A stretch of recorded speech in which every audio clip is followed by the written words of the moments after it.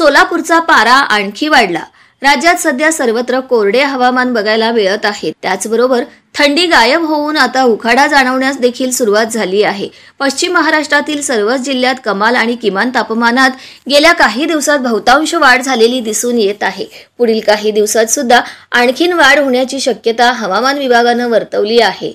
सोलापूरमध्ये देखील मुख्यतः निरभ्र आकाश असणार आहे। 9 फेब्रुवारीला सोलापूरमधील कमाल तापमान 37°C तर किमान तापमान 21°C इतके असण्याची शक्यता आहे। पश्चिम महाराष्ट्रातील सर्व प्रमुख शहरांच्या तुलनेत सोलापूरमधील कमाल आणि किमान तापमानात सर्वाधिक वाढ झालेली पाहायला मिळत आहे।